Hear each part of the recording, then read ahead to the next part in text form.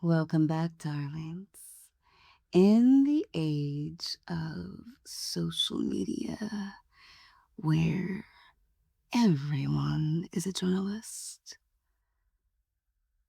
I find myself having to remember, when it comes to this little podcast at least, that everyone has an asshole, and every asshole has an open opinion, where there is the propensity to dispense shit. And so, today's topic I bring to you not to bash or harass, not to simply spout off on what I'm thinking, not to claim that my opinion is more valid than anyone else's. Darling. You see, I read something that stirred something deep within me. It stirred something, and it fueled something. It fueled an interest to do a deeper dive, to do research. And I must say, I wasn't thrilled with what I found. I wanted more. My name is the lovely Ray, and I was born and raised in the US.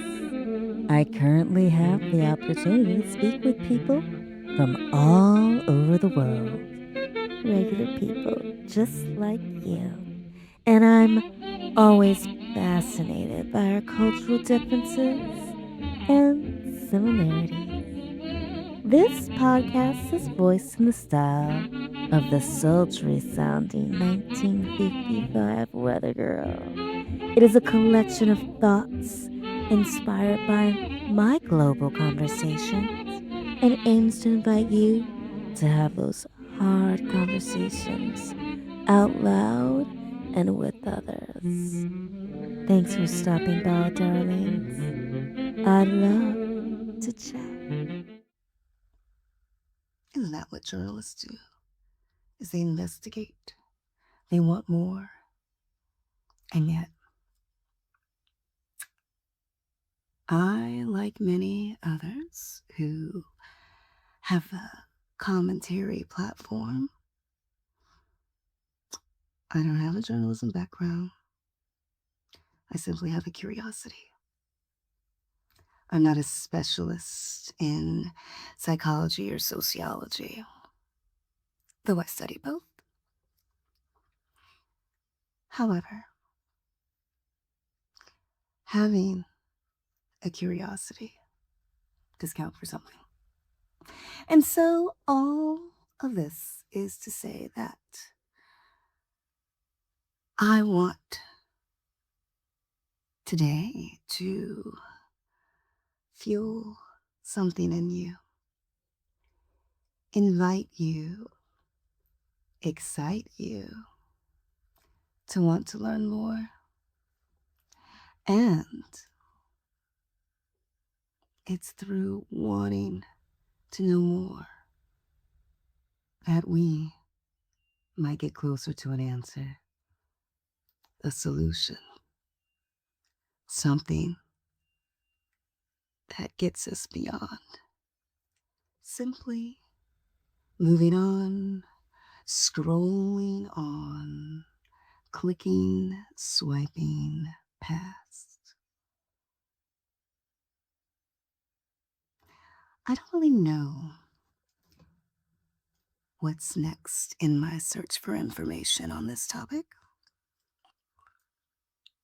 but I do know that it's something that I'm passionate about. Okay, so now that I've given that little heads up that I'm not going to deliver any amazing call to action today, I want us all to remember why we're here to stimulate conversation. The kind of conversation that is so intoxicating we can't help but act upon. The New York Times, love 'em or hate 'em, that's up to you. There was a headline that came into my inbox, and the New York Times has a lot of highly trained professional journalists who work really hard. And if you're in the love 'em category, then you'll see they work really hard to do really good things for a lot of people. And I think with any public profession, doctors, lawyers, hell, even bankers, there's always going to be someone who loves them and hates them. Someone who says, those are people who are doing really good things to help. Cops, firefighters, right? They dedicate a portion of their lives to do really good things. So don't get all twisted if you, my dear, don't like the New York Times. You don't have to. Still, I want you to listen up. Okay.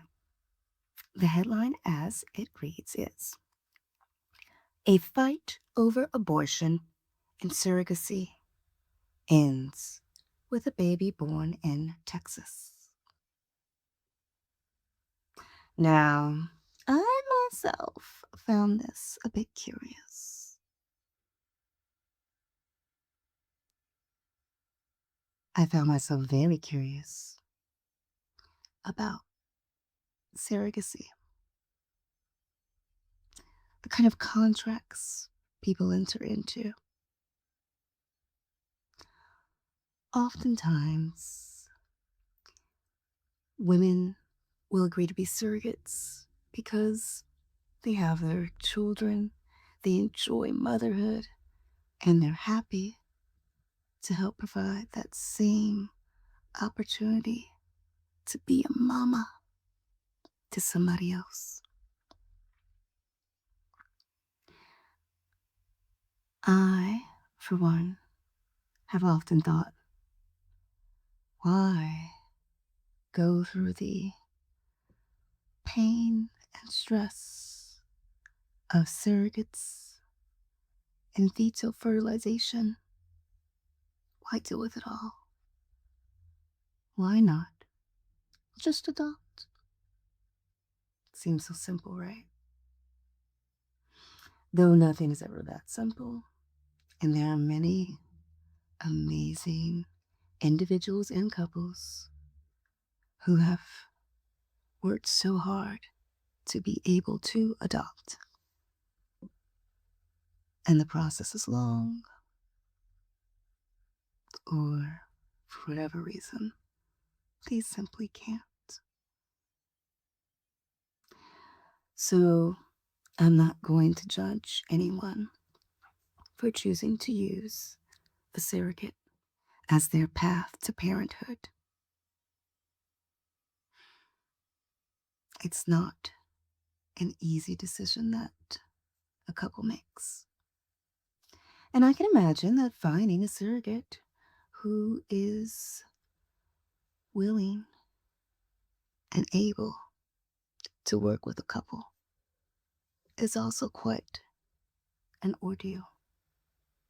Strangely enough, the same day I read this headline, I also found myself watching an episode of a crime drama where the surrogate was a woman who also had been in and out of rehab and had a bit of a heroin addiction. And so the couple who wound up with that child didn't know about this woman's drug problems, and they were terrified at how their baby might turn out, but were lucky enough to be blessed with a healthy baby girl. The path to starting a family is so difficult for so many people. For many others, it's very easily. There's the moment between the sheets, the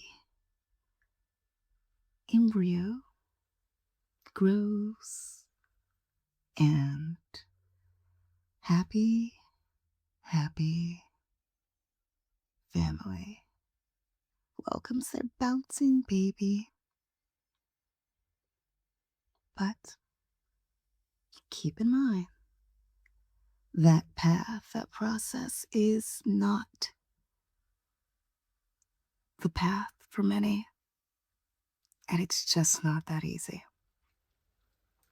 So let's take another look at this article, a closer dive, shall we? Hmm? A baby was born in Texas, and this child had a severe, or I guess I should say has a severe heart defect. And it is this unique situation that drew the attention of anti abortion activists and the Texas Attorney General. You see, a couple, I don't think it's necessary to name this couple in this article. Though they are named in the article, I don't think it's necessary for us to use that name in our podcast today. The name is irrelevant because this couple could very well represent many couples. I don't know their background or their story. I don't know what led them to the path of working with a surrogate, but it's a path they chose. And they did what is expected, providing medical care for the woman carrying their child.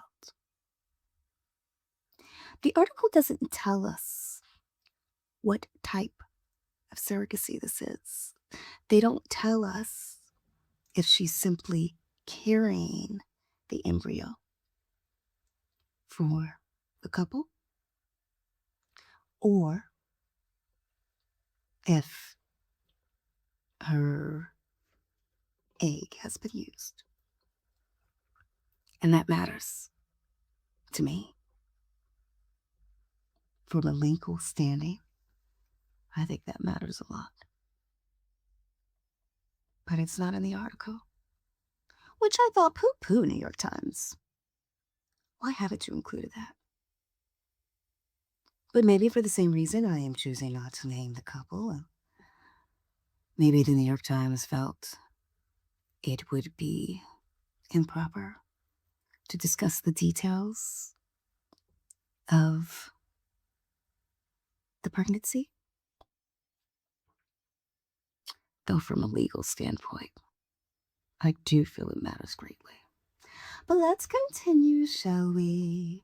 And so, once the couple found out that this baby had a heart defect, they made the difficult decision to ask the surrogate to let the child go and to terminate the pregnancy. The woman carrying the fetus, she is from Alaska. She has two children of her own. The couple who were looking to be the parents of this fetus, they are from California. Now, this surrogate is anti abortion.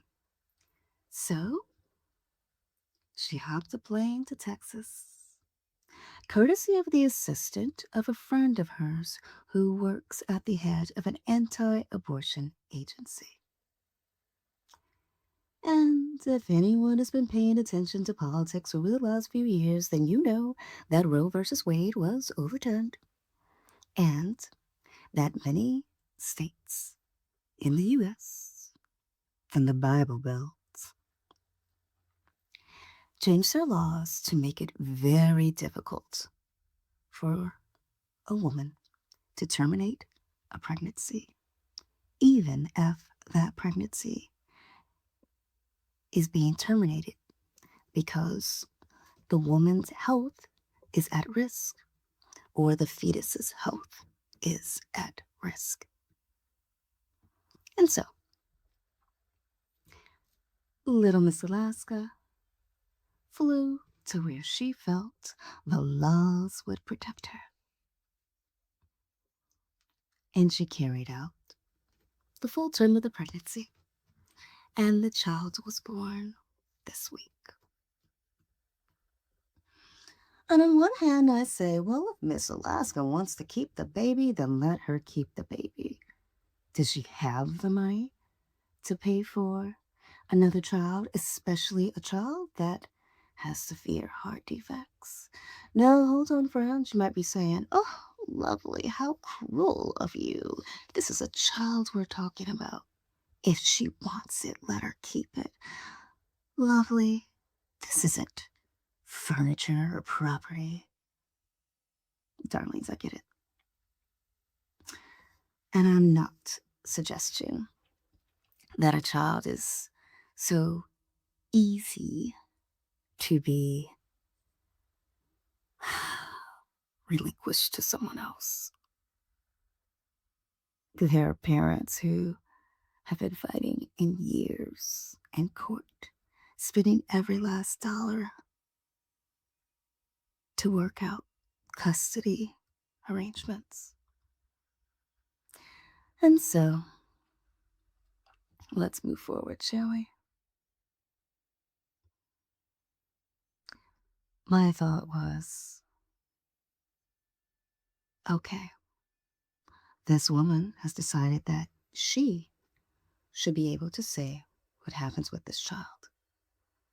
Even though she went into this arrangement agreeing to carry the child for someone else and let the child go because she felt someone else deserved to be parents.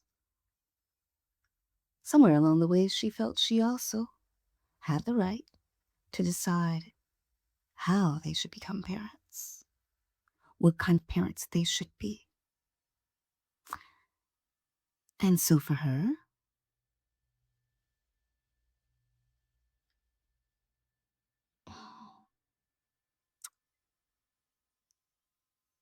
I'll have to check this article again. Did she decide she wanted to keep the baby for herself? I think she actually is looking to have parental control. Yes. So the Los Angeles couple has said, this is not how we want to be parents. This child will suffer. Let's let the child go. Little Miss Alaska says, well, you may not want the child, but I believe all children have the right to enter this world. And so I will go where the laws can protect me. And now there's a custody battle. Because you see, the couple in Los Angeles, by law, are are required to pay for the medical care of this child who was born with severe heart defects. And there's a restraining order against them. They can't go see their child, pick up their child, hold their child, but they're paying for this child. And there comes the question, just because little Miss Alaska gave birth to this child, what parental rights does she have?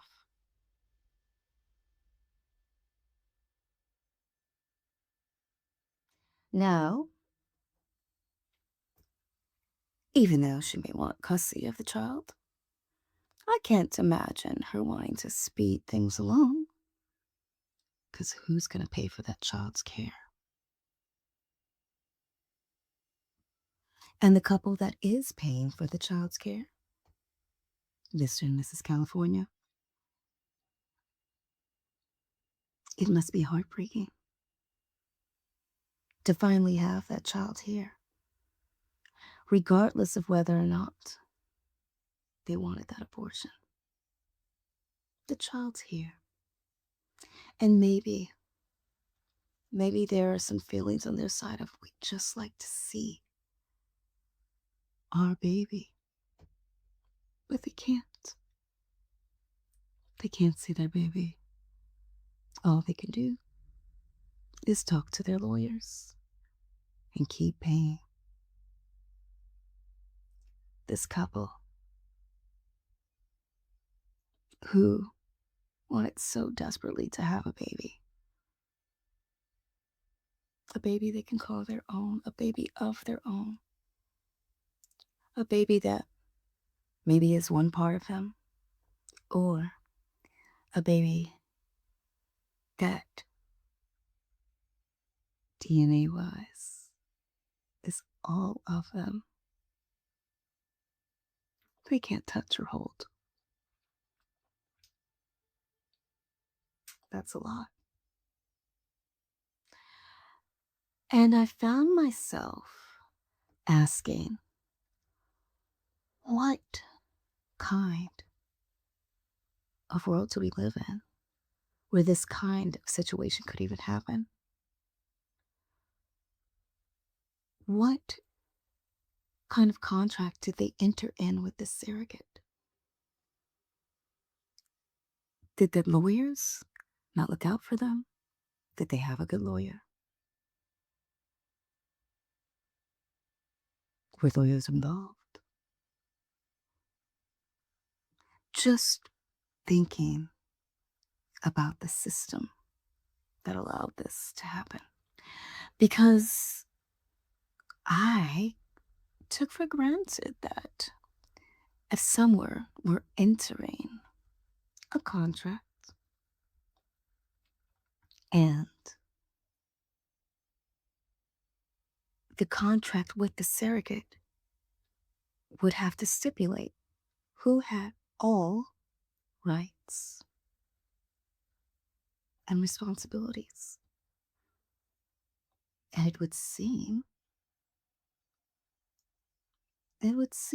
to make sense that the couple who has arranged for this pregnancy and is paying for the care of the person who is doing the housing of the embryo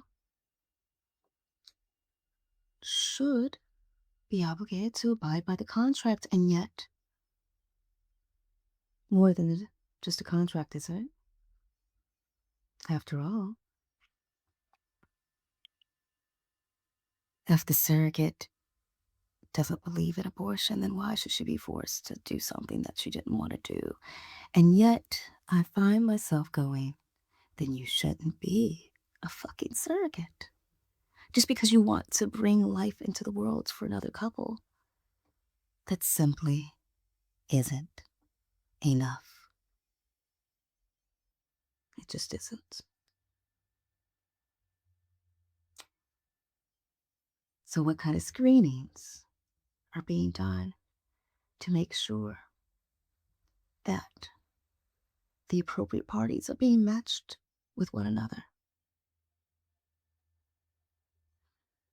My heart breaks for that couple who just wanted a family. And maybe they wanted to give this child a fighting chance in life. The right to die has been long debated. When one feels that they've reached a point where they are only suffering, is it more compassionate to let them go? And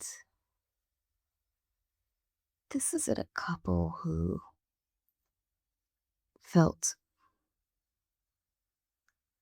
the unborn child wouldn't look a certain way, that the child might have some mental issues. I don't think they were looking at the dollars of cents of taking care of a child with severe heart defect, the quality of life, the multiple surgeries, the machines.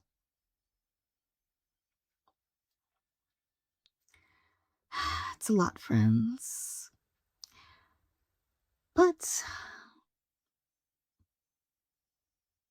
there's something for all of us in this. It affects all of us. Why? Well, darling, not only is this case very likely to go to the Supreme Court, but it affects all of us because of the vulture politicians and activist groups that got involved that are using this case, this poor innocent child, as a pawn in their game.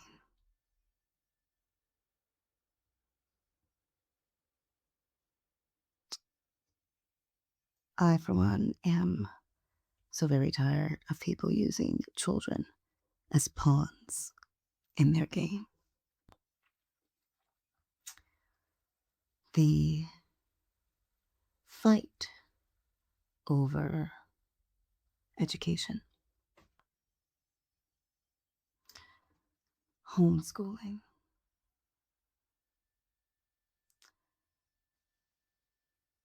gun rights, gender identity, revisionist history.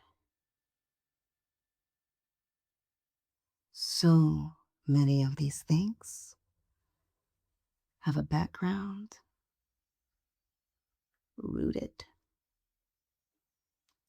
in arguments from political figures and money being pushed around and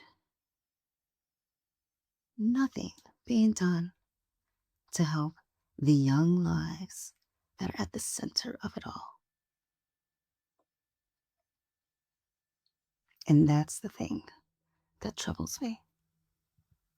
I talk to people in other countries, friends in Taiwan, Brazil, and they are so perplexed by the arguments and discussions in the US over gender and sexual orientation.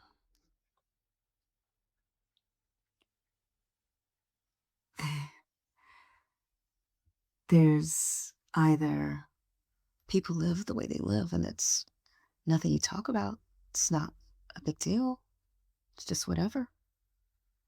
That person identifies as a woman, whatever. They are who they are. There's no need for laws or outcries. It's just what it is. Other places where they say, well, gay, straight, transgender, whatever, everyone has the same basic rights under the law. You don't need a special law. It's just how it is. And yet in America, it is, oh, so difficult, so confusing, so complex. Why is that? Doesn't need to be. Should be simple. Well, it should be simple. Kids being able to go to school, not have to worry about being shot, not having to do active shooter drills at school. That should be really simple. Instead of constantly pulling money away from public educational institutions, which clearly serve many families who are low income. Instead of taking money from those schools and then pushing it more towards homeschooling, which there's a lot of beautiful things about homeschooling, and there's a lot of not so pretty things about it at all. Kind of hard to tell if a child's being abused, beaten, neglected, when all the state has is a few annual tests. That child is looking for more friends. And there are many wonderful homeschooling parents who do arrange for their children to have social interaction with others.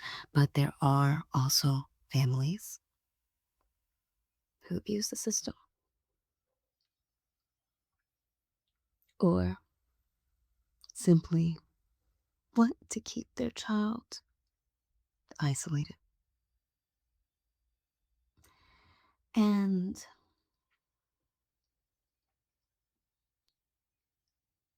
while gender confusion and curiosity is normal, the search for one's identity as a child, that search has been going on for decades, possibly centuries. To know your place in the world, to find your place in the world. And yet,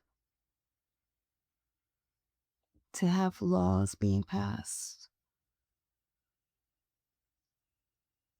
restricting children of medical care. It's interesting. It's not a debate that I'm prepared to have today, but it is a debate I am very passionate about, interested in, curious about. And it is something that I hope we can chat about soon. I continue to do my research. But for now, let's just focus on the fact that no matter what you feel about rainbow flags or transgender youth or gun rights or education policy, at the very core of all of these things, there are young lives that depend on adults to make decisions that will help them, not hurt them. And in the case of Little Miss Alaska versus Couple California, the child that has been brought into this world is now depending on adults to make decisions that won't hurt that child. Could pain and suffering have been prevented?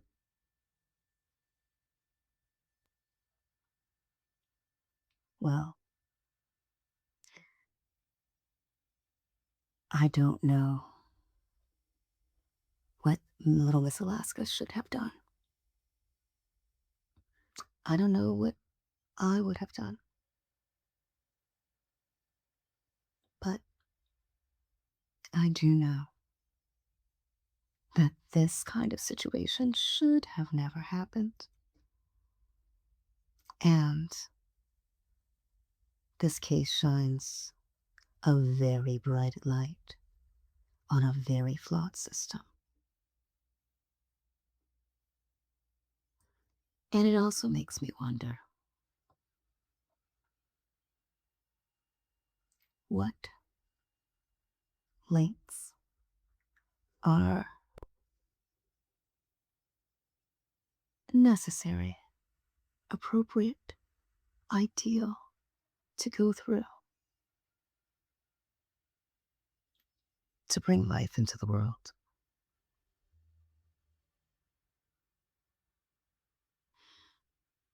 So, darlings,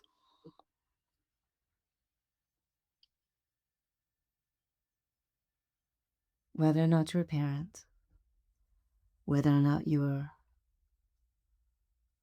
pro choice or anti abortion,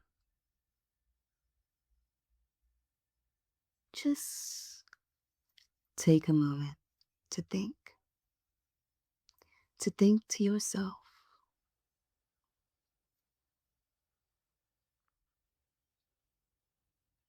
how can we improve the quality of life for all children? And how can Americans stop using children as pawns in their political games? Until next time, darlings, it's been lovely to chat.